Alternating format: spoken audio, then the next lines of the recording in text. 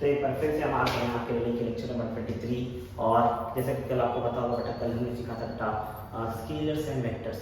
Scalar quantity क्या होती है, वेक्टर क्वांटिटी क्या होती है ना, कैसे उसको शिफ्ट किया जा सकता है, कैसे उसका एंगल मेजर किया जा सकता है, ये सब बात मैंने प्रीवियस लेक्चर में की थी, मतलब लेक्चर नंबर 22 में की थी, है ना। आज का लेक्चर क्या होने वाला है, आज का लेक्चर में पूरे सारे जितने भी टाइप्स के वेक्टर्स होते हैं बेटा उसके बारे में बात करेंगे। कितने टाइप्स के वेक्टर तुम्हारे सिलेबस में है जो तुमको पढ़ना जरूरी है, जिसके बारे में जानना आपको जरूरी है, वो सारी बातें हम आज करने वाले हैं। चलेगा बेटा, है नहीं यार। तो आज का मुद्दा क्या है बेटा, टाइप्स ऑफ वेक्टर। क्या मुद्दा है, टाइप्स ऑफ वेक्टर, है ना, टाइप्स ऑफ वेक्टर। मैं यहाँ पर लिखने जा रहा हूँ बेटा कितने सारे वेक्टर्स होते हैं बेटा, आपको खाली उस वेक्टर्स को फोकस करना है बेटा, है ना, बिना किसी टाइप का स्किप बेटा। वीडियो शुरुआत करते हैं, आ जाओ जानते हैं वीडियो के बारे में। ठीक है, सबसे पहला vector that is equal vector. कौन सा वेक्टर बेटा, इक्वल वेक्टर, है नहीं यार। दूसरा वेक्टर नेगेटिव वेक्टर। कौन सा वेक्टर, नेगेटिव वेक्टर। तीसरा वेक्टर पैरेलल वेक्टर। कौन सा वेक्टर बेटा, पैरेलल वेक्टर। उसके बाद हमको पढ़ना है बेटा एंटी पैरेलल वेक्टर। बहुत लोग एंटी बोलते हैं, बहुत लोग एंटी बोलते हैं, जिसको जो बोलना है वो उससे कोई फर्क पड़ता नहीं है ना। एंटी पैरेलल वेक्टर समझ में आ रहा है, एंटी पैरेलल वेक्टर। फिर आता है बेटा कोलिनियर वेक्टर। कौन सा वेक्टर बेटा, कोलिनियर वेक्टर। फिर आएगा बेटा को इनिशियल वेक्टर, कोलिनियर वेक्टर। फिर आएगा कौन बेटा, को इनिशियल वेक्टर, को इनिशियल वेक्टर। फिर आएगा कोप्लेनार वेक्टर। कौन सा वेक्टर बेटा, कोप्लेनार वेक्टर। फिर उसके बाद आएगा बेटा ऑर्थोगोनल वेक्टर। कौन सा वेक्टर बेटा, ऑर्थोगोनल वेक्टर, है ना, ऑर्थोगोनल वेक्टर। और उसके बाद आने वाला बेटा ऑर्थोगोनल वेक्टर के बाद आएगा कॉन्करेंट वेक्टर, कॉन्करेंट वेक्टर, है। उसके बाद आएगा बेटा कितने हो गए, तब देखो 1 2 3 4 5 6 7 8 9 कॉन्करेंट वेक्टर। फिर आएगा बेटा जीरो वेक्टर। कौन सा वेक्टर बेटा, जीरो। अच्छा, जीरो वेक्टर को और नाम देते बेटा नल वेक्टर। कौन सा वेक्टर बेटा, नल वेक्टर। दोनों के बाद एक ही है, अरे है। उसके बाद आएगा बेटा यूनिट वेक्टर। कौन सा वेक्टर बेटा, यूनिट वेक्टर, अरे है नहीं है। और लास्ट में आएगा बेटा अपना बेटा पोजीशन वेक्टर। कौन सा वेक्टर बेटा, पोजीशन वेक्टर, अरे है नहीं यार। इनमें से बहुत सारी चीजें अगर आपको पता है और बहुतों के बारे में पता नहीं है। यही 12 वेक्टर है, 3 3 6 3 9 3 12 वेक्टर से बेटा, जिनके बारे में आपके पास एकदम परफेक्ट नॉलेज होना ही चाहिए, तब आप वेक्टर के सारे टाइप्स ऑफ वेक्टर आप जानते हैं। अगर नहीं जानते हैं तो प्लीज एक एक वेक्टर में पढ़ाने जा रहा है, फटाफट हर वेक्टर को ध्यान से देखेंगे। अरे है नहीं यार, ध्यान से देखने मतलब उसको समझना है ना। तो आओ समझाएं, आओ आओ आ जाओ बेटा। सबसे पहला वेक्टर बेटा इक्वल वेक्टर। कौन सा वेक्टर बेटा, एक क्या कहानी होगी इक्वल वेक्टर की, मैं तुमको समझा दूं। इक्वल वेक्टर कौन सा वेक्टर होता है, जब भी दो वेक्टर है, अरे है नहीं, कितने वेक्टर में से दो, आप जब भी बात करें दो वेक्टर क्या होता है, कितने वेक्टर वेक्टर बेटा, जब भी दो वेक्टर आए और दोनों का मैग्नीट्यूड सेम क्या होता है, होना चाहिए बेटा, सेम मैग्नीट्यूड होना चाहिए, है ना। सबसे पहली कंडीशन क्या बेटा, सेम मैग्नीट्यूड होना चाहिए और डायरेक्शन क्या होना चाहिए बेटा, सेम मैग्नीट्यूड सेम डायरेक्शन में अगर रहेंगे बेटा और उनके बीच का एंगल हो बेटा 0 डिग्री, कितना एंगल होना चाहिए बेटा 0 डिग्री, ऐसे सच वेक्टर्स को बोलेंगे बेटा इक्वल वेक्टर। क्या बोलेंगे बेटा, इक्वल वेक्टर। जैसे मान लो एक वेक्टर ये है और एक वेक्टर ये है, क्या दोनों का लेंथ सेम दिख रहा है, मतलब दोनों का मैग्नीट्यूड सेम। क्या दोनों का डायरेक्शन सेम है, हाँ दोनों का डायरेक्शन सेम। अगर दोनों का डायरेक्शन सेम है तो दोनों के बीच का एंगल कितना है, देखो अगर ऐसे है तो 0, ऐसे रहा तो 90, ऐसे रहा तो 180, ऐसे रहा तो 270 और वापस से घूम के आ गए तो 360। तो पता है ना, तो अगर सेम डायरेक्शन के बीच का एंगल कितना होगा, 0 डिग्री। तो सेम मैग्नीट्यूड होना चाहिए, सेम डायरेक्शन होना चाहिए, एंगल 0 डिग्री होना चाहिए, तो उसको बोलेंगे कौन सा वेक्टर बेटा, इक्वल वेक्टर हम बोल सकते हैं। क्या बोल सकते हैं बेटा, इक्वल वेक्टर। तो इसलिए बेटा इसको, है ना। अगली कहानी समझा रहा बेटा मैं।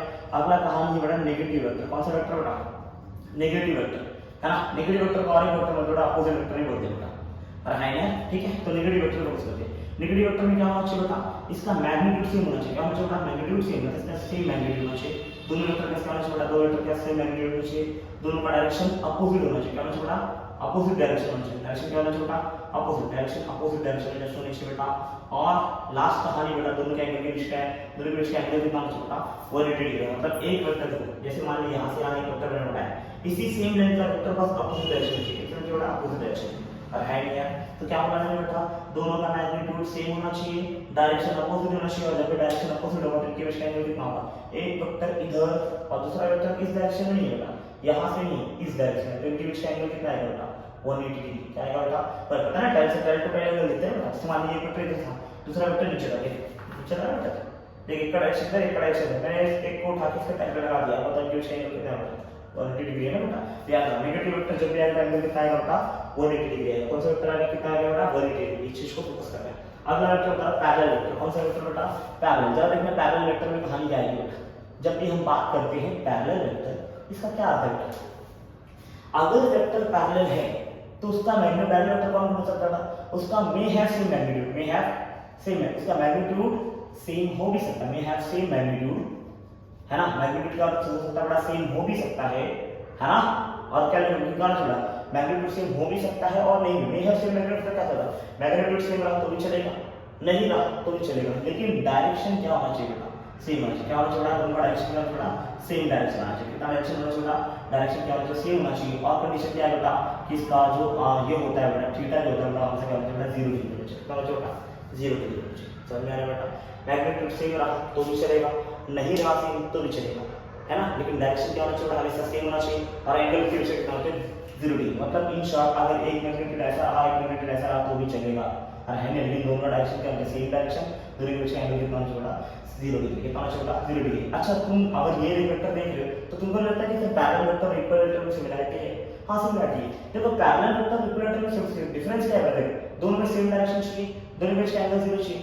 ये बोलता है सेम मैग्नीट्यूड बट ये क्या बोलता है सेम रहेगा तो भी चलेगा सेम नहीं रहेगा तो भी चलेगा। इसका क्या अर्थ है बेटा इसका अर्थ है कि ऑल इक्वल वेक्टर्स क्या बोल सकते हैं मैं all equal vectors are parallel in nature है ना। आर पैरेलल वेक्टर हम बोल सकते हैं बेटा सारे वेक्टर इक्वल वेक्टर जितने भी हैं सबके सब क्या है पैरेलल वेक्टर है।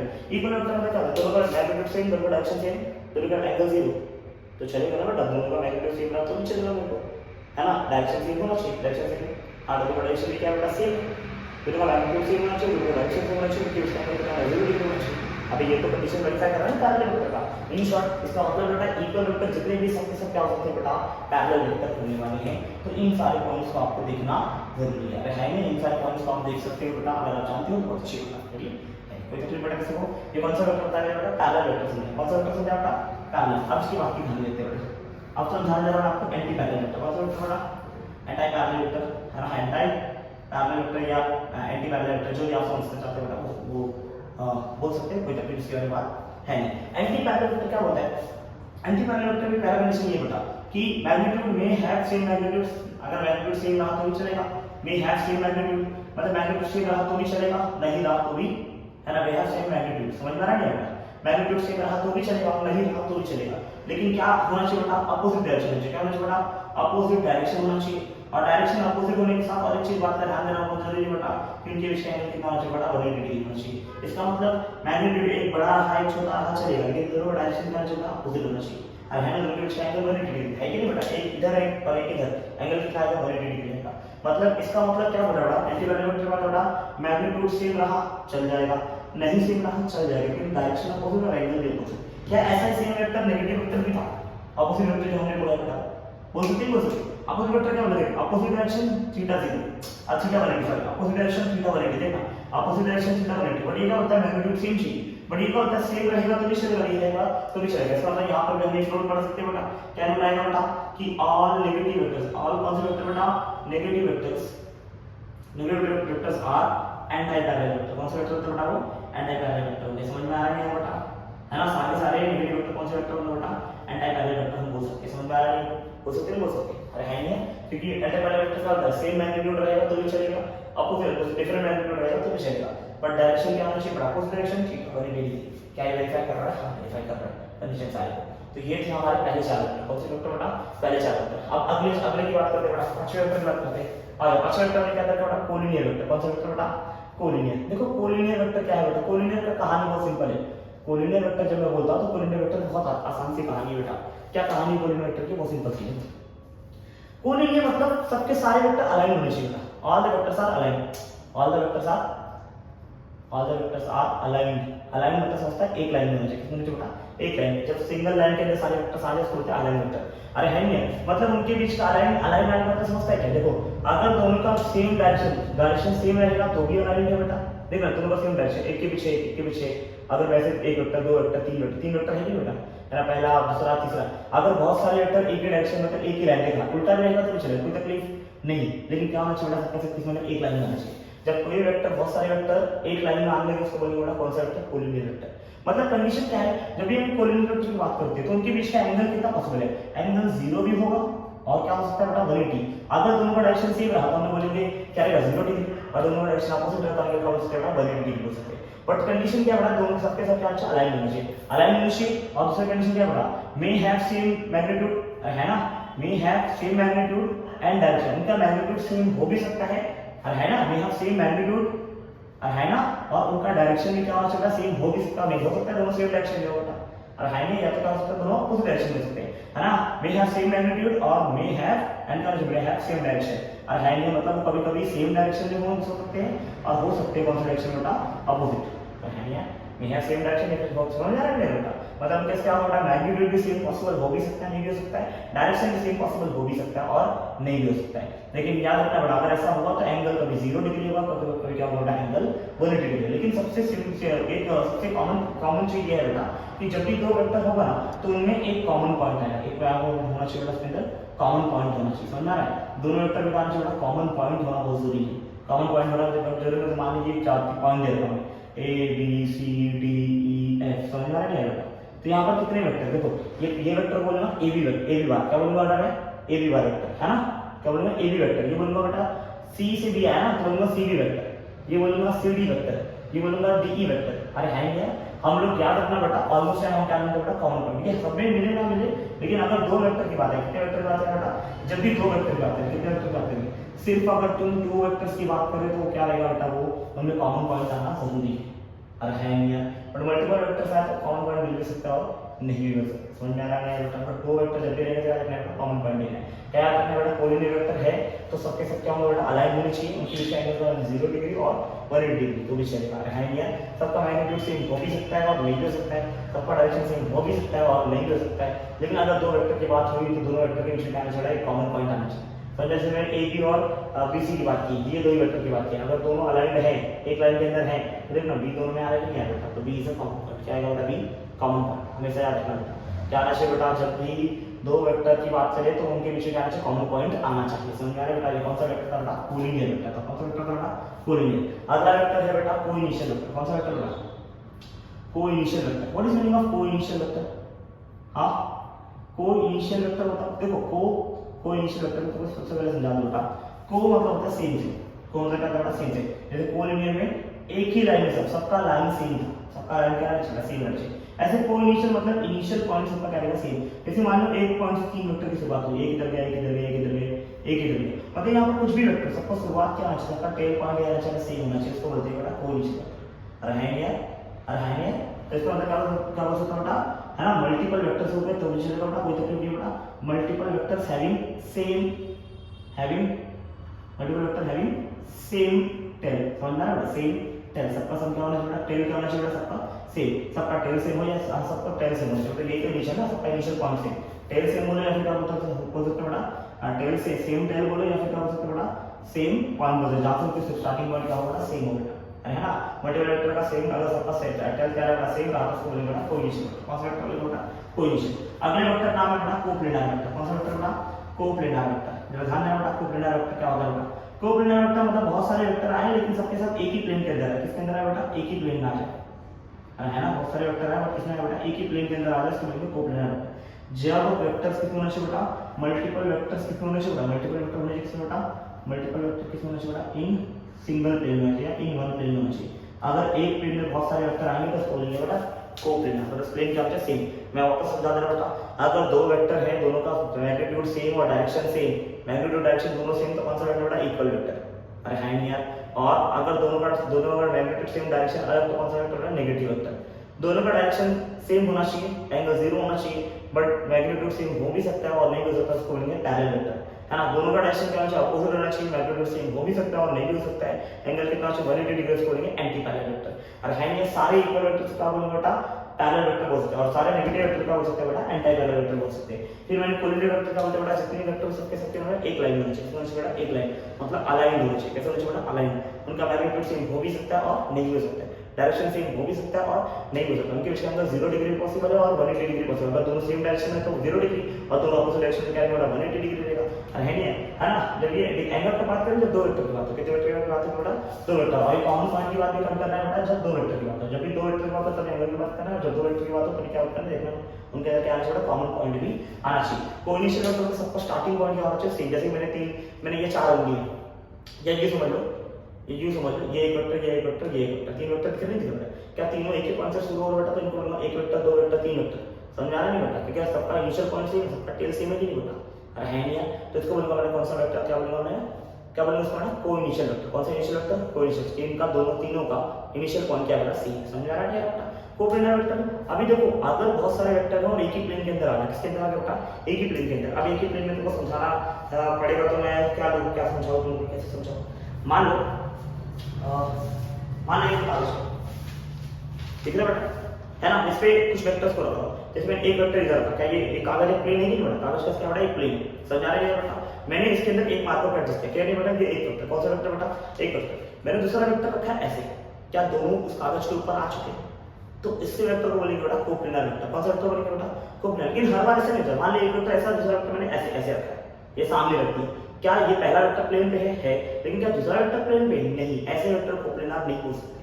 अरे है नहीं यार, जब भी वेक्टर जितने वेक्टर हैं सबके सब एक प्लेन पे आ जाए, एक प्लेन पे आ जाए मतलब पूरा का पूरा वेक्टर प्लेन पे होना चाहिए। जैसे ये वेक्टर पूरा प्लेन पे, ऐसा मैंने कोई वेक्टर रख दिया, ये भी किससे बेटा एक प्लेन पे, मैंने देखिए ये तीसरा वेक्टर रख दिया, ये किससे उसी प्लेन पे आ रहा है कि नहीं आ बेटा। तो अगर ऐसे वेक्टर हुए जो एक ही प्लेन पे आते जाए, उसको बोलेंगे कौन सा वेक्टर बेटा, कोप्लेनर वेक्टर। कौन सा वेक्टर बेटा, और अगर एक प्लेन से हट के हो जाए, समझ में आ रहा है, जैसे मैंने ये मेरा दो वेक्टर मान लिया, एक वेक्टर ये एक वेक्टर, क्या दोनों एक ही प्लेन पे हैं, अरे है नहीं। तीसरा वेक्टर मैंने सामने रख दिया, चौथा वेक्टर देख, ये दो वेक्टर मैंने ऐसे रख दिया, दिख रहा है, ये दो मार्कर दो वेक्टर, एक वेक्टर नीचे जा रहा है, एक वेक्टर अंदर जा रहा है, दो वेक्टर प्लेन पे, तो ये दोनों वेक्टर कैसे बड़ा कोप्लेनर है, अरे है नहीं है। लेकिन ये दो चारों वेक्टर की बात करूं, चारों वेक्टर कोप्लेनर है क्या बेटा, चारों वेक्टर एक प्लेन पे आ रहे हैं, नहीं आ रहे। इस समय अगर मैं बात करूं तो, इस समय बात करूंगा तो इसमें आपको देखो कितने वेक्टर, चार वेक्टर है ना बेटा, एक वेक्टर ये, एक वेक्टर ये, एक वेक्टर ये, एक वेक्टर ये। समझ रहा है बेटा, क्या चारों वेक्टर क्या एक ही प्लेन पे है बेटा, जब एक ही प्लेन पे रहेंगे उसको बोलेंगे कोप्लेनर वेक्टर। कौन सा वेक्टर बोलेंगे बेटा, कोप्लेनर वेक्टर बोलेंगे। समझ में आ रहा है बेटा, तो इस तरीके से मैंने अभी आपको कितना समझा दिया बेटा, equal vector done, negative vector done, parallel vector done, anti parallel vector done, collinear vector done, coinitial vector done, coplanar vector done. अब क्या बचा है बेटा, orthogonal, concurrent, zero vector, unit vector, position vector. देखो मैं ऑर्थोगोनल वेक्टर को चाहता हूं जल्दी समझाता हूं। ऑर्थोगोनल वेक्टर क्या होता है, ये लिख दे रहा हूं आप है। ऑर्थोगोनल वेक्टर क्या होता है, कुछ व्हाट इज ऑर्थोगोनल वेक्टर।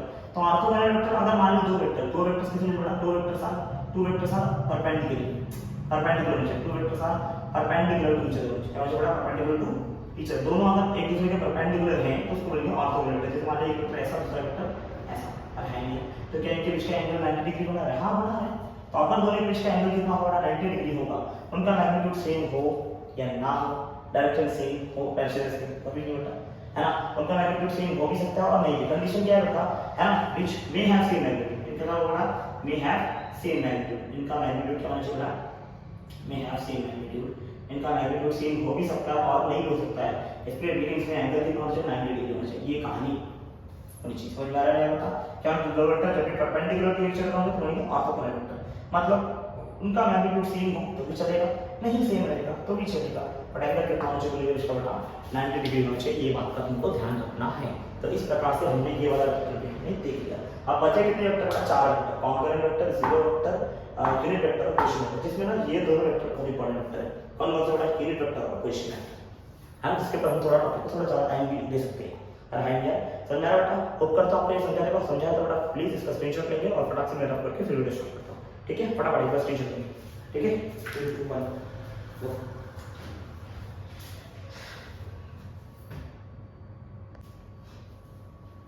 चलो अब यहाँ तक हो गए, अब चालू करते हैं कॉन्करेंट वेक्टर। कौन सा वेक्टर बेटा, कॉन्करेंट वेक्टर। क्या होता है कॉन्करेंट वेक्टर, देखो कॉन्करेंट वेक्टर भी बहुत सिंपल सा चीज है बेटा, अरे है नहीं।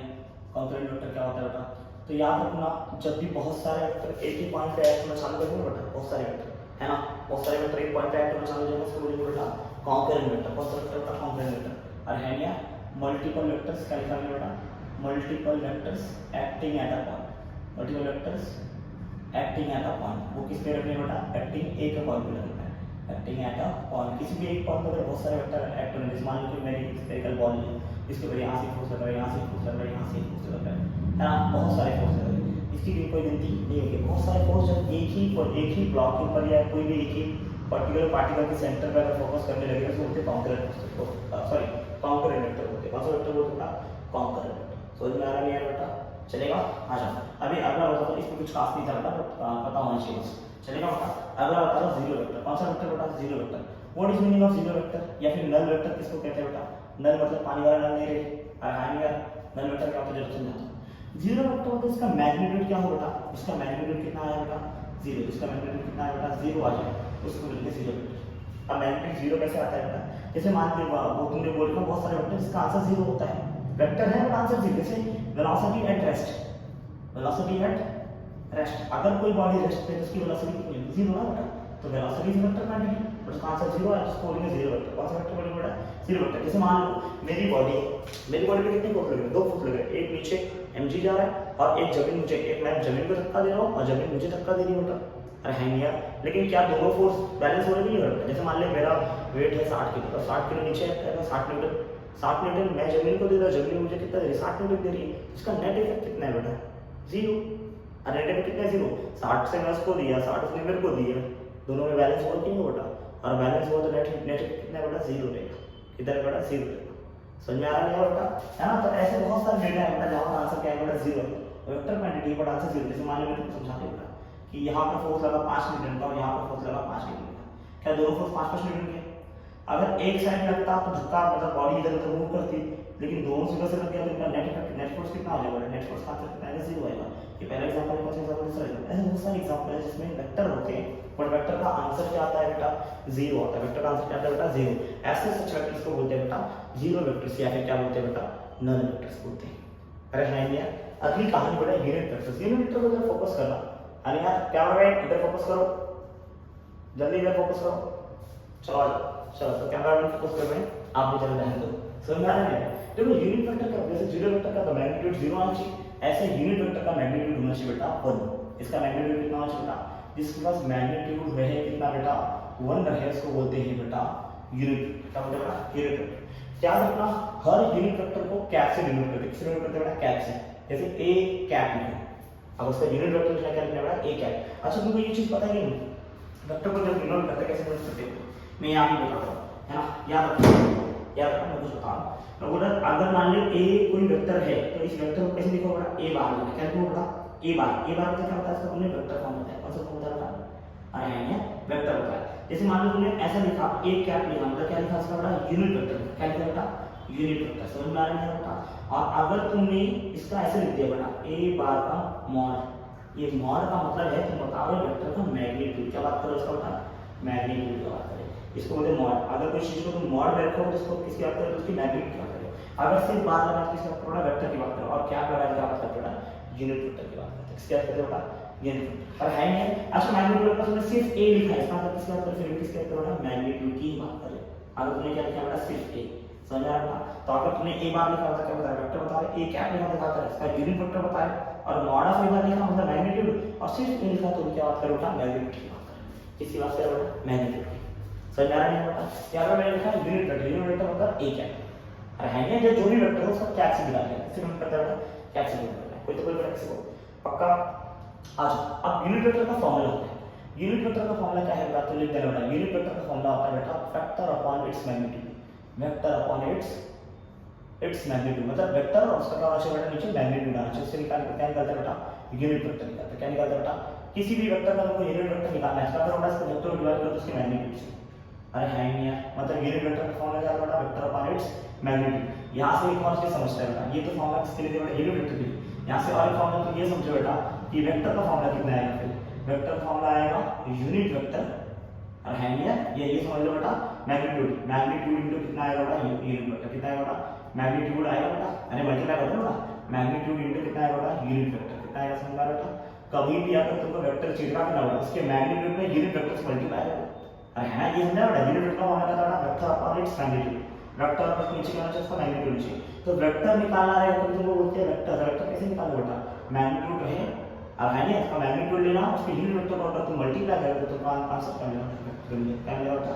वेक्टर। ये दोनों फॉर्मूले को अपने जहन में बिठा कर यूनिट वेक्टर का फॉर्मूला होता है तो बोलता है वेक्टर अपॉन उसका मैग्नीट्यूड, और वेक्टर के लिए फॉर्मूला होता है बेटा वही फॉर्मूला खाली थोड़ा सा सिंपलीफाई करके यहां से बात करते हैं, है ना? वेक्टर अगर तुम निकालेंगे बोल देता है मैग्नीट्यूड इंटू यूनिट मल्टीप्लाई चलेगा चलेगा बेटा। इस अगर मान लीजिए हम लोगों ने देखना है बेटा ए बार का यूनिट के वेक्टर का ए कैप कितना आएगा, ए कैप में निकालना है यूनिट वेक्टर का ऊपर का लिखना है इसका वेक्टर लिखना और नीचे का लिखना इसका मैग्नीट्यूड लिखना। समझ में आ रहा बेटा, ऊपर वेक्टर नीचे का लिखना इसका मैग्नीट्यूड।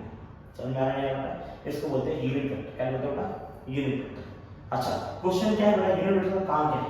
यूनिट वेक्टर क्या करता है बेटा, ये चीज याद रखना, unit vector always helps to give the direction. ये क्या करता है बेटा, helps to give the direction. अगर किसी का डायरेक्शन नहीं है तो वो कौन प्रोवाइड करता है बेटा, क्या कौन प्रोवाइड करता है बेटा, यूनिट वेक्टर। यानी unit vector helps to give the direction of any vector, direction of any vector. जब भी किसी वेक्टर का डायरेक्शन की जरूरत होगी तो हम लोग क्या मल्टीप्लाई करेंगे इसके अंदर बेटा, उसका यूनिट वेक्टर मल्टीप्लाई करेंगे। समझ में आया कैसे निकालते हैं बेटा, तो याद रखना वेक्टर का डायरेक्शन चाहिए ना, डायरेक्शन कब होता है बेटा, अगर मैग्नीट्यूड और डायरेक्शन नहीं है, डायरेक्शन चाहिए तो क्या करना बेटा, यूनिट वेक्टर मल्टीप्लाई करना, उसके मैग्नीट्यूड में उसका यूनिट वेक्टर मल्टीप्लाई करो क्या मिल जाएगा, वेक्टर मिलेगा ना। और वेक्टर में अपना मैग्नीट्यूड डायरेक्शन दो होता है। अगर कुछ नहीं समझा जितना समझो, यूनिट वेक्टर का फॉर्मूला थोड़ा वेक्टर पर इट्स मैग्नीट्यूड और वेक्टर में फॉर्मूला जाएगा मैग्नीट्यूड इनटू यूनिट वेक्टर, है ना। ए क्या मतलब ऊपर उसका वेक्टर नीचे उसका मैग्नीट्यूड। कोई पूछे व्हाट इज यूनिट वेक्टर, काम क्या करना है तो होता है ये क्या करता है बेटा, हेल्प करता है किसमें बेटा, to give the direction of any vector. किसी वेक्टर को अगर डायरेक्शन की जरूरत होती है तो कौन देगा, कौन प्रोवाइड करेगा उसको बेटा, यूनिट वेक्टर प्रोवाइड करेगा। कौन प्रोवाइड करेगा बेटा, यूनिट वेक्टर। क्या प्रोवाइड करेगा उसको, डायरेक्शन प्रोवाइड करेगा, है ना। इस चीज को जरा अपने मन में बैठाना।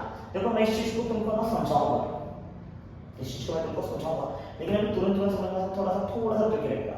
जैसे जैसे तुमको टॉपिक आगे बढ़ता जाएगा तुमको धीरे धीरे समझ में आता जाएगा कि वर्ड का क्या मतलब है, या ये जो मैंने लाइन लिखी है इसका क्या मतलब है। बहुत बड़ा मतलब है और है नहीं। कभी भी तुमको किसी का स्केलर फॉर्म दिया, क्या दिया बेटा, स्केलर फॉर्म दिया, मैं तो समझाता हूँ।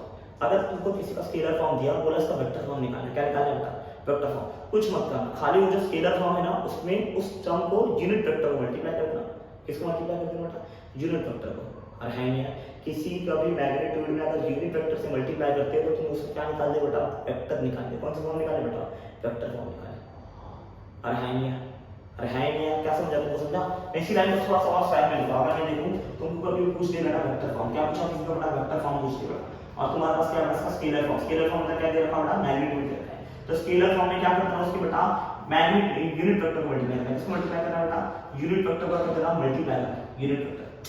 अरे है नहीं, कभी भी स्केलर फॉर्म में अगर यूनिट वेक्टर से मल्टीप्लाई कर रहे हो तो तुमको आंसर क्या मिलेगा, वेक्टर फॉर्म मिलेगा। यही सबसे बड़ा काम है, यही इसका सबसे बड़ा काम है ना, जिससे उसको क्या मिल जाता है डायरेक्शन। तो स्केलर फॉर्म क्या है, scalar form, scalar data form क्या होता है, स्केलर डेटा मतलब एक वैल्यू दे रखा होता है, बट वेक्टर निकालना क्या है, वैल्यू के साथ डायरेक्शन भी चाहिए। अब डायरेक्शन कौन देगा, डायरेक्शन कौन प्रोवाइड करता है, यूनिट वेक्टर प्रोवाइड करता है। कौन प्रोवाइड करता है, यूनिट वेक्टर। तो स्केलर फॉर्म जो भी दिया था उसके अंदर तो बस उसको यूनिट वेक्टर को मल्टीप्लाई कर देगा, तो बड़ा मल्टीप्लाई करके क्या मिलेगा उसका वेक्टर फॉर्म मिलेगा। क्या मिलेगा बेटा, वेक्टर फॉर्म। यही था तुम्हारा यूनिट वेक्टर के ऊपर एक बड़ा विशाल सा डेटा। अरे हां समझ में आ रहा है ना, किसके ऊपर डेटा देगा आपको बेटा, यूनिट वेक्टर के ऊपर डेटा चलेगा। अरे हां नहीं, देखो मैं आज तुमको सब एक्सप्लेन कर दे रहा हूँ, कल इसका इस्तेमाल के लिए कल एक और वीडियो बना सकता हूँ जिसके ऊपर इसके अच्छे अच्छे एमसीक्यू काफी आपको सॉल्व करा दूंगा। चलेगा बेटा, है ना। और या तो अगर समय मिला तो इसी वीडियो में आपको बता देता हूँ, समझ रहा है, एक और वीडियो नहीं बताऊंगा।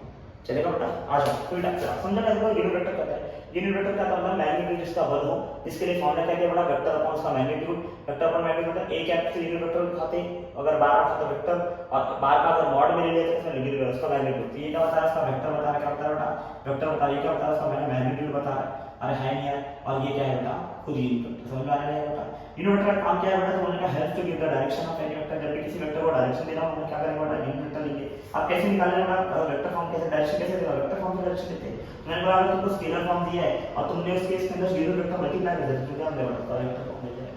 अरे है नहीं, याद रखना बेटा, नेचर में जनरली 3 यूनिट वेक्टर है। कितने यूनिट वेक्टर बेटा, 3 यूनिट वेक्टर, यानी यार यूनिट वेक्टर की मैं बात कर रहा हूं तो कितने यूनिट वेक्टर हम लोग जो बेसिकली यूज करते हैं बेटा, तो वो 3 वेक्टर है। एक आई कैप है, दूसरा जे कैप है, और तीसरा क्या है के कैप। आई कैप, जे कैप और कौन बेटा, के कैप। आई कैप क्या है बेटा, ये यूनिट वेक्टर, क्या बेटा, एक यूनिट वेक्टर है अलोंग द एक्स एक्सिस। कहां पर बेटा, along the X axis. X axis पे जो वेक्टर होता है यूनिट वेक्टर होता है उसको बोलते हैं आई कैप। किससे दिखाते हैं बेटा, आई कैप से दिखाते हैं। जो unit vector along the Y axis होगा उसको बोलेंगे बेटा जे कैप, और जो unit vector along the Z axis होगा उसको बोलेंगे बेटा के कैप। अरे है नहीं है, along the X axis I cap unit vector होता है, along the Y axis J cap unit vector होता है, along the Z axis K cap. है नहीं है, जब भी मुझे x का डेटा देना होगा, किसका डेटा देना होगा, x का डेटा है तो मैं इसको किससे मल्टीप्लाई करूंगा, i से मल्टीप्लाई करूंगा, किससे मल्टीप्लाई करूंगा, i से मल्टीप्लाई करूंगा। जब भी मुझे y का डेटा देना होगा मैं किससे मल्टीप्लाई करूंगा, j कैप से। जब भी मुझे z का मल्टीप्लाई z का डेटा देना होगा तो मैं किससे मल्टीप्लाई करूंगा, k कैप से। जैसे मान लो मैं तुमको समझाता हूं, मैंने बोल दिया किसी का x कोऑर्डिनेट दे रखा है 3, ये कौन सा डेटा है, स्केलर डेटा है या वेक्टर डेटा है, ये स्केलर डेटा है। अगर तुमको इसको वेक्टर में कन्वर्ट करना है तो तुम इसको क्या बोलोगे, ये 3 को पता बेटा 3 इसका मैग्नीट्यूड फॉर्म था ना बेटा, तो इसका वेक्टर फॉर्म कितना है, इसका वेक्टर फॉर्म आएगा 3 × i, कितना आएगा बेटा 3 × i क्या 3 × आ जाएगा, ठीक है। क्योंकि 3 इसका क्या स्केलर है, इसके स्केलर में इसका यूनिट वेक्टर मल्टीप्लाई करो। अब बताओ x के लिए यूनिट वेक्टर क्या है, x के लिए यूनिट वेक्टर क्या बोला मैंने, जब भी वेक्टर अराउंड x एक्सिस को यूनिट वेक्टर क्या मल्टीप्लाई करना है, i, क्या मल्टीप्लाई करना है, i। जैसे मान लो कभी तुमको y 4 दे रखा है तो इसका स्केलर फॉर्म उसका वेक्टर फॉर्म क्या आएगा, 4 × j क्या आएगा। j कैसे तुमको समझ जाना चाहिए कि वो कहां पर है बेटा, उसकी मैग्नीट्यूड 4 है और कहां पर जा रहा है, y पे जा रहा है, कहां जा रहा है बेटा, वो y पे। जैसे मान लो अगर कोई चीज है बेटा z की वैल्यू दे रखी है 5, कितनी दे रखी है बेटा 5, अगर z की वैल्यू 5 दे रखी है इसका तो यूनिट वेक्टर कैसे कन्वर्ट करोगे, 5 × j k क्या निकला, 5 × k क्या, क्योंकि अगर z का डेटा कौन लेता है k क्या देता है, और है नहीं। जैसे अगर मान लो 3 i क्या होता है, ये समझ जाना चाहिए, i क्या 3 है बेटा ना, तो ये कहां पर जा रहा है, x पे जा रहा है, और पॉजिटिव नंबर तो पॉजिटिव एक्सिस पे जा रहा है। अगर j की वैल्यू 4 j है बेटा, है ना, वैल्यू कितनी 4 j कैप दे रही है, तो क्या बेटा वो कहां पर जा रही है, 4 j कैप, मतलब j कैप कहां जा रहा है, y पे जा रहा है, और कितने मैग्नीट्यूड 4 से जा रहा है। अगर उसकी वैल्यू कितनी है बेटा 5 k कैप है, 5 k कैप मतलब उसका मैग्नीट्यूड कितना देता है, 5 दे रखा है, बट वो जा कहां रहा है बेटा, z एक्सिस पे जा रहा है, कितने से जा रहा है बेटा, 5 से जा रहा है। क्या बात समझ में आ रही बेटा, अरे है मैंने क्या किया, जो 3 था वैल्यू, उसमें उसका यूनिट वेक्टर मल्टीप्लाई किया। जब x आया तो x के लिए यूनिट वेक्टर लिखा था बेटा i, जब y आया तो y के लिए यूनिट वेक्टर लिखा था j, और जब z आया तो z के लिए यूनिट वेक्टर था बेटा k। तो मैंने हर बार 3 × i किया, 4 × j किया और 5 × k किया। ये भी नहीं किया बेटा, 3 क्या था, 4 क्या था, 5 क्या था, उसका मैग्नीट्यूड था, और i cap j cap k cap क्या था, उसका यूनिट वेक्टर था। तो जब भी मैं उसके स्केलर फॉर्म में यूनिट वेक्टर से मल्टीप्लाई करूंगा तो मुझे वो कौन सा डेटा देगा बेटा, वो वेक्टर डेटा देने लगेगा। क्या डेटा देने लगेगा बेटा, वेक्टर डेटा देने लगेगा। समझ में आ रहा है। अब अगर मान लो मैंने तुमसे बोल दिया बेटा -3 i क्या, -3 i क्या मतलब i क्या है ना, मतलब कहां जा रहा है, x पे जा रहा है, और -3 मतलब कहां जा रहा है, -x पे जा रहा है, अरे नेगेटिव एक्सिस पे जा रहा है। अगर ये डेटा आपको -4 j मतलब कहां पर जा रहा है, 4 y कैप पे जा रहा है, y एक्सिस पे जा रहा है, बट -4 पे कहां जा रहा है, नीचे की तरफ जा रहा है बेटा। अगर ये डेटा होता बेटा -5 k कैप होता, इसका क्या अर्थ होता, -5 k कैप मतलब k कैप मतलब कहां जा रहा है, z एक्सिस पे जा रहा है, लेकिन माइनस से तो कहां जा रहा है बेटा, पीछे की तरफ जाएगा, है ना, माइनस में कहां जाएगा, पीछे ना, ये आगे होता है, ये पीछे, आगे पॉजिटिव पीछे नेगेटिव। अरे कोई तकलीफ बेटा, अरे है नहीं यार। तो इस प्रकार से मैंने आपको कैसे समझा दिया बेटा, कंपोनेंट वेक्टर भी समझा दिया, जीरो वेक्टर भी समझा दिया, और यूनिट वेक्टर भी मैंने समझा दिया। मैं यूनिट वेक्टर में थोड़ा सा ज्यादा डिटेल देना जरूरी है बेटा, क्योंकि यूनिट वेक्टर थोड़ा बड़ा टॉपिक है। अच्छा ठीक है, इसके बाद मैं समझ कराऊंगा तुमको, तो तुमको ये चीज की क्लियरिटी थोड़ी हो जाएगी। एक वीडियो लेक्चर में और डालूंगा, छोटा शॉर्ट वीडियो लेक्चर होगा, इसके अंदर मैं इसके ऊपर ही कुछ समझ लेके आऊंगा, आपको इसके ऊपर समझ दूंगा, आपको इसको सॉल्व करना रहेगा। अरे है नहीं, टाइप्स ऑफ वेक्टर के ऊपर खाली समझेंगे, और भी कुछ होने वाला उसके अंदर नहीं, कोई तकलीफ है बेटा, हाँ नहीं ठीक है। तो ये सारे वेक्टर्स मैंने आपको अभी एक्सप्लेन किए, है ना। तो अब अगर कुछ डाउट रहेगा तो तुम्हें कभी भी आप बेझिझक, अगर कोई भी टॉपिक तुमको नहीं समझना बेटा, बेझिझक या कोई लाइन नहीं समझा तो उस बेझिझक उस लाइन को बेटा सर्कल करो, है ना, मार्क करो और मुझे डीएम कर दो, या तो मेरे कमेंट सेक्शन में डाल दो, या तो मेरे इंस्टाग्राम आईडी मैंने अपनी थंबनेल पर डाल रखा है बेटा, इंस्टाग्राम आईडी पे जाओ और खाली जो भी डाउट रहेगा उसको खाली मैं मेंशन करो, सर ये नहीं समझा भाई, बैठे नहीं साफ समझाएंगे। अरे कुछ काम नहीं मेरे को तुम्हारे पढ़ाने के अलावा, पढ़ाना ही तो है जिंदगी भर। अरे है नहीं यार, बने टीचर बनेंगे, हद से बनेंगे यार, क्या कहते हो, है कि नहीं, तुम डाउट निकालो हम सॉल्व करेंगे। हाँ दोहरे से तो क्या हुआ, जितना कर सके उतना करके दिखाएंगे, ठीक है। आएंगे यार, क्या करना है, बस जो भी डाउट है तो कमेंट सेक्शन में बोल दो, और या तो क्या करो बेटा, कोई भी मेरे इंस्टाग्राम का आईडी मैंने दे रखा है, अरे है नहीं यार, अकेडमी के नाम से, वो आईडी पे जाओ, उसमें मैसेज करो, मुझे डीएम करो, मैं आपको रिप्लाई दूंगा बेटा, या तो उस वीडियो के ऊपर एक पर्टिकुलर वीडियो बना दूंगा, या तो आज शॉर्ट्स का जमाना है, शॉर्ट बना दूंगा, फटाफट उसका सोल्यूशन आपको मैं दे दूंगा, जो भी इसके ऊपर बल पड़ता रहेगा उसको मैं थोड़ा एक्सप्लेन कर दूंगा। क्योंकि देखो मैं कोशिश कर रहा हूँ आपको एकदम बेसिक से बढ़ाऊं, लेकिन हो सकता है कि आपको इसमें से भी कोई ऐसी चीज हो जो तुमको नहीं समझ में आया। तो अगर ऐसा कोई चीज हुआ तो प्लीज आप मैसेज कीजिए, प्लीज आप कमेंट कीजिए, प्लीज आप मुझे डीएम कीजिए बेटा, मैं आपको उस सोल्यूशन दूंगा, उसको एक्सप्लेन करूंगा, आप उसके लिए निश्चिंत रहे बेटा, रहेंगे मैं बैठा हूँ यहाँ पर, चलेगा ठीक है बेटा, तो मैं मैडम हो गया, रहेंगे चलो ठीक है। तो ये यूनिट वेक्टर को अच्छे से एक्सप्लेन कर लो, अब एक आखिरी टॉपिक बचा है क्वेश्चन वेक्टर, मैं इसको एक्सप्लेन करूंगा, ठीक है, फटाफट इसको स्क्रीनशॉट लेंगे, फिर मैं इसको रफ करता हूं और क्वेश्चन। चलो अब समझते बड़ा पोजीशन वेक्टर, कौन सा वेक्टर है, पोजीशन वेक्टर, और इस प्रकार हम ये पूरे सारे टाइप्स वेक्टर की खत्म कर देंगे, अरे है नहीं आपको पता उसके पहले सारे वेक्टर समझ में आ बेटा। एक आखिरी वेक्टर समझा रहा हूँ, position vector. Sir what is position? Position मतलब एक पॉइंट बेटा। अरे है नहीं, पोजीशन मतलब कुछ नहीं और बेटा, एक पॉइंट। क्वेश्चन, क्या एक पॉइंट का हम डायरेक्शन दे सकते हैं? वेक्टर मतलब क्या होता है? वेक्टर मतलब क्या होता है बेटा? मैग्नीट्यूड 0 भी चलेगा, मैग्नीट्यूड 1 भी चलेगा, मैग्नीट्यूड कुछ भी चलेगा, लेकिन डायरेक्शन होता है वेक्टर के पास। अरे है नहीं, वेक्टर क्या होता है? डायरेक्शन। क्या मैं एक पॉइंट का डायरेक्शन दे सकता हूँ? क्या मैं एक पॉइंट का डायरेक्शन दे सकता हूँ? हाँ, मैं एक पॉइंट का डायरेक्शन दे सकता हूँ, लेकिन जब भी मुझे किसी पॉइंट का डायरेक्शन देना होगा, मुझे जरूरत होगी बेटा एक रेफरेंस पॉइंट की। इसकी जरूरत होगी बेटा रेफरेंस पॉइंट की। मान लो तुम खड़े हो बेटा वाराणसी स्टेशन पे। किस पे खड़े हो बेटा? वाराणसी स्टेशन पे। अब तुमको किसी ने कॉल किया और पूछा भैया तुम कहाँ हो, तो तुम क्या बोलोगे? कि मैं जमीन पे खड़ा हूँ? नहीं ना। लेकिन अगर तुमको उसका एग्जैक्ट लोकेशन बोल देना तुम कहाँ हो, क्या कहाँ हो, तो क्या बोलोगे बेटा? मैं वो बोल सकता है तू बाहर है। अगर पूछा बाहर किधर है, तो डायरेक्शन देना पड़ेगा ना कि भैया कहाँ सोचे मेरे को। तो बोल दे उसको बेटा कि तो अगर तू वाराणसी स्टेशन पर खड़ा है तो बोल दे कि भैया मैं वाराणसी स्टेशन पर खड़ा हूँ, है ना, बाबा की नगरी में खड़े हैं। अरे है नहीं यार, बोल सकते नहीं बोल सकते बेटा? अरे हाँ नहीं यार। या तो तुम ये कहते बेटा कि तुम जहाँ पर भी हो, जैसे मान लो तुम किसी एक तालाब के किनारे हो। अरे है नहीं यार, तुम क्या बोल सकते अपने आप को? बोल सकते मैं तालाब पे हूँ, तो क्या सोच रहे हो कि हाँ वो तालाब पे, और वो तालाब को कुछ ना हो फटा तालाब में, जैसे हमारे बेटा एक तालाब है चले और तालाब बेटा चले समझा बेटा। तो मैं अगर मैं अचले तालाब पे रहूँगा तो मैं क्या बोलूँगा? मुझे कोई पूछा कि भैया कहाँ आप कहाँ हो, मैं क्या बोलूँगा? कि मैं अचले तालाब पे हूँ। मैंने अपना डायरेक्शन दे सकता हूँ, लेकिन तब दे सकता हूँ जब सामने कोई रेफरेंस पॉइंट हो। और याद रखना, ये रेफरेंस जो पॉइंट होना चाहिए सबसे नोन पॉइंट हो, सबको पता होना चाहिए पॉइंट के बारे में, वो पॉइंट ले सकते हो। और है नहीं, और ऐसा पॉइंट लेना जिससे तुमको एग्जैक्ट डेटा तो उसका दे पाओ। जैसे मैं बनारस स्टेशन पे खड़ा था, तो मैं ये भी बोल सकता मैं Uttar Pradesh, I am in UP. और है नहीं, मैं बोल सकता था, है ना। मैं अगर मान लो छत्तीसगढ़ गया तो बोलता आई एम इन छत्तीसगढ़, लेकिन छत्तीसगढ़ में एक ऐसा कोई पोजीशन बताओ जो सबको पता होता है ना। तुम उड़ीसा में तो ऐसा कोई स्टेशन बताओ जहाँ पे तुम जो सबको पता हो। और है नहीं, महाराष्ट्र में हो तो ऐसा कोई पोजीशन बताओ जो सबको पता हो, और जहाँ पर तुम हो बेटा वो चीज बताना है। जैसे मान लो महाराष्ट्र आया मैं मरीन ड्राइव घूमने गया, तो मुझे कॉल किया भैया तुम कहाँ हो, तो बोलूँगा I am at Marine Drive. तो मैंने अपनी पोजीशन को बता दिया, सामने को समझ गया डायरेक्शन कि मैं किधर हूँ। लेकिन मैंने कब बताया? मैंने अपने आप को बोल देता समुद्र के किनारे हूँ, तो उसको समझता है समुद्र के किनारे किधर है बेटा? समुद्र के किनारा हर जगह है, और सारा गुजरात से लेके कन्याकुमारी तक है बेटा। अरे है ना, समुद्र किनारा तो है पूरा, है ना। लेकिन अगर मैंने डिस्क्राइब कर दिया कि भैया मैं समुद्र के किनारे पे हूँ, और लेकिन मुंबई हम कहाँ बेटा? मरीन ड्राइव पे। तो मरीन ड्राइव एक फिक्स स्पॉट है बेटा, है नहीं यार। लेकिन क्या मैं अपना पोजीशन किसी का रेफरेंस पॉइंट लेके बता सकता? बिना रेफरेंस ले मैं बता नहीं सकता बेटा। अरे है ना, मुझे उसका रेफरेंस लेना पड़ेगा। तो हमेशा किसी पॉइंट का अगर तुमको वेक्टर समझाना है, मतलब डायरेक्शन समझाना है, तो तुमको किसकी जरूरत पड़ेगी बेटा? एक रेफरेंस पॉइंट की जरूरत पड़ेगी। अरे है नहीं यार, विदाउट रेफरेंस पॉइंट हम लोग किसी का डायरेक्शन समझा सकते नहीं है। जैसे कि अगर बात करो पोजीशन वेक्टर अपने सिलेबस में, तो हम पोजीशन वेक्टर कैसे समझाते हैं? फिर तो पता चला 3 एक्सिस होती है, एक एक्सिस एक्स एक्सिस, अरे है यार, दूसरी ये वाई एक्सिस, और तीसरी एक्सिस क्या है? सामने रहेगा। सामने बनाते नहीं बेटा, बनाते रहते मान लीजिए z एक्सिस, और मान लीजिए कोऑर्डिनेट है, इसका कोऑर्डिनेट बेटा x, y, z। मुझे ये पॉइंट बताना है, p का डायरेक्शन देना है। तो मेरे को अगर ये पॉइंट p का डायरेक्शन देना है तो मैं कैसे डायरेक्शन दूं? मेरे पास क्या ऐसा है कि मैं इसका डायरेक्शन दे दूं? मुझे जब भी किसी पॉइंट का डायरेक्शन देना होगा, किसी पोजीशन का डायरेक्शन देना होगा, तो मुझे किसी रेफरेंस की जरूरत होगी बेटा। अरे है ना, आई वांट सम रेफरेंस बेटा। मुझे किसी रेफरेंस पॉइंट का ऐसा रेफरेंस चाहिए जिसको पता हो बेटा।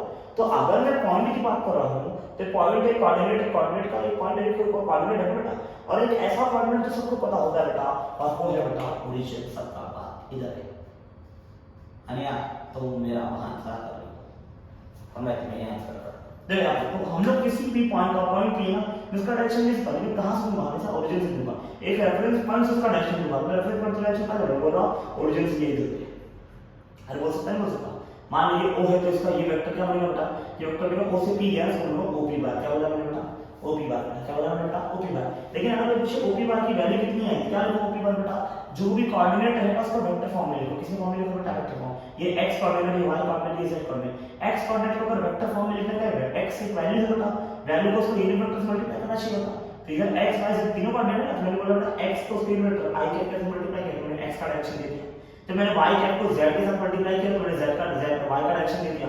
सर मैंने z एक्सिस को k के साथ k कैप के साथ मल्टीप्लाई किया, तो मैंने z का भी डायरेक्शन दे दिया। मैंने x को i से मल्टीप्लाई किया, y को j से मल्टीप्लाई किया, z को k कैसे, क्योंकि x का यूनिट वेक्टर i होता है, y का यूनिट वेक्टर j होता है, z का यूनिट वेक्टर k होता है, और जब भी मुझे किसी भी क्वांटिटी को, किसी भी टर्म को उसको वेक्टर फॉर्म में लिखना होगा तो क्या करूंगा, उसकी वैल्यू को उसके यूनिट वेक्टर से मल्टीप्लाई करूंगा। x एक वैल्यू था, उसका यूनिट वेक्टर i है, y एक वैल्यू था, उसका यूनिट वेक्टर y j है, और z एक वैल्यू था, उसका यूनिट वेक्टर k था। तो मैंने इसका स्केलर फॉर्म को यूनिट वेक्टर से मल्टीप्लाई किया, स्केलर फॉर्म को यूनिट वेक्टर से मल्टीप्लाई किया, स्केलर फॉर्म को यूनिट वेक्टर से मल्टीप्लाई किया, और अब हर एक डेटा क्या बता रहा है बेटा, उसकी वेक्टर क्वांटिटी दर्शा रहा है। किसको दर्शा रहा है बेटा, वेक्टर क्वांटिटी। समझ में आ रहा है बेटा? तो याद रखना बेटा, ओपी वाले के लिए कितनी आएगी बेटा, x i के आएगी, y j के आएगी, और z k के आएगी, टाइम बेटा z k के आएगी। और है नहीं ओपी बार को मैंने इसका बड़ा p बार माइनस होगा, क्या लिखा बड़ा p बार माइनस o बार। अब ये p बार माइनस o बार एक्चुअल इक्वेशन होता है, कौन सा बड़ा एक्चुअल इक्वेशन होता है। p बार का इक्वेशन p बार कितना आएगा तो बोलना p बार इज बेटा, ये तो लिखा ना op bar x x i के y j के z के। एक्चुअली में कौन है बेटा, देखिए op बार में p बार क्या है बेटा, p बार एक पॉइंट है बेटा, p बार का पॉइंट है बेटा x y z, तो p बार के लिए कितना है बेटा, x i के पाएगा बेटा, y j के पाएगा, और z के आएगा बेटा k के, है ना। ये क्या इसका वेक्टर मल्टीप्लाई, इसका वेक्टर फॉर्म लिखा, कौन सा वेक्टर फॉर्म लिखा बेटा, वेक्टर p का पोजीशन वेक्टर p बार, o का पोजीशन वेक्टर o बार। लेकिन याद रखना जब भी कोई भी पॉइंट होगा बेटा, पॉइंट का पोजीशन वेक्टर उसके स्मॉल लेटर में मिलता है बेटा। जैसे a कोई पॉइंट है, उसका पोजीशन वेक्टर कितना है बेटा, स्मॉल a बार है, कितना है बेटा, स्मॉल a, है ना। p कोई पॉइंट है, उसका पोजीशन वेक्टर कितना है, स्मॉल p बार है, समझे बेटा, है ना। तो कौन सा वेक्टर आंसर है, स्मॉल p बार। जैसे o बार का पोजीशन वेक्टर है, o कोई पॉइंट पोजीशन वेक्टर का उसका पोजीशन वेक्टर स्मॉल o बार है, स्मॉल o बार हमेशा चलेगा बेटा। तो o बार का क्या पॉइंट बेटा, 0 0 0, ये x एक्सिस पे भी 0 है, y एक्सिस पे भी 0 है, और z एक्सिस पे भी क्या है बेटा, 0 है। तो x के लिए i कैप, y के लिए j कैप, और z के लिए k कैप। ये था तेरा o बार, कौन सा था बेटा, o बार। अब अगर तो op बार चाहिए, op बार मैंने क्या है बेटा, p बार माइनस o बार है, क्या है p बार माइनस o बार। अब बोलो p बार कितना दिख रहा है, x, o बार कितना दिख रहा है, 0।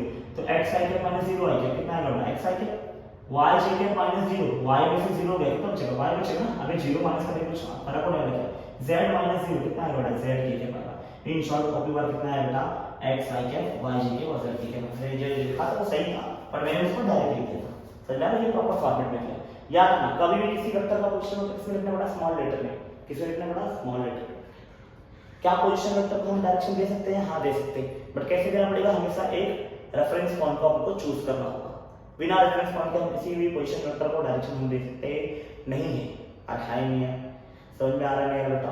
तो यही था तुम्हारा पूरी कहानी, समझ में आ रहा है बेटा? अब मैं एग्जांपल के तौर पे तुमको देना चाहूँ, अगर a कोई पॉइंट है 3, 2, माइनस 1 है, तो इसका पोजीशन वेक्टर कितना है बेटा, स्मॉल a बार है, स्मॉल a बार के लिए कितने है बेटा, 3 i कैप, है ना। इसका पोजीशन वेक्टर कितना है बेटा, स्मॉल a बार कितना है बेटा, 3 i कैप होगा बेटा, 2 j कैप होगा, और माइनस 1 k कैप ना, 1 माइनस 1 कैप को देते हैं माइनस k कैप, समझ में आ रहा बेटा। जैसे मान लो b कोई पॉइंट है, b पॉइंट है बेटा 4, -3, इसका पोजीशन वेक्टर कितना है, स्मॉल b बार आएगा बेटा, स्मॉल b कितना है 4 i कैप, -3 j कैप, और -3 k कैप आएगा। समझ में आ रहा है बेटा?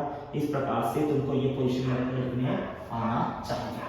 मैंने बहुत बेसिक समझाया है, याद रखना। और एक चीज बता बेटा, कभी भी इसका ओपी बार का मैग्नीट्यूड पूछते हैं, क्या बोलते हैं बेटा, मैग्नीट्यूड। तो मैग्नीट्यूड कैसे निकालना बेटा, वेक्टर के उसका मैग्नीट्यूड निकाल सकते हैं। i का जो है बेटा, जो वैल्यू है, i का जो कोएफिशिएंट है, j का भी कोएफिशिएंट है, k का भी, सबके कोएफिशिएंट का स्क्वायर करके ऐड करना है। क्या करेंगे बेटा, स्क्वायर करके ऐड करेंगे, x square plus y square plus z square, ये तुम्हारा क्या है उसका वेक्टर का मैग्नीट्यूड देगा। क्या देगा बेटा, मैग्नीट्यूड। अगर सो मेरे को पूछ दिया a बार का मॉड निकालिए, a बार का मैग्नीट्यूड, a बार का मैग्नीट्यूड कितना है बेटा, i की वैल्यू कोएफिशिएंट 3 का स्क्वायर प्लस j की वैल्यू मैग्नीट्यूड 2 का स्क्वायर प्लस -1 का स्क्वायर। समझ में आ रहा है? सॉल्व करो, कितना है आंसर, 3 का स्क्वायर 9, 4 2 का स्क्वायर 4, और 1 का स्क्वायर 1, कितना है √14 is your magnitude of a।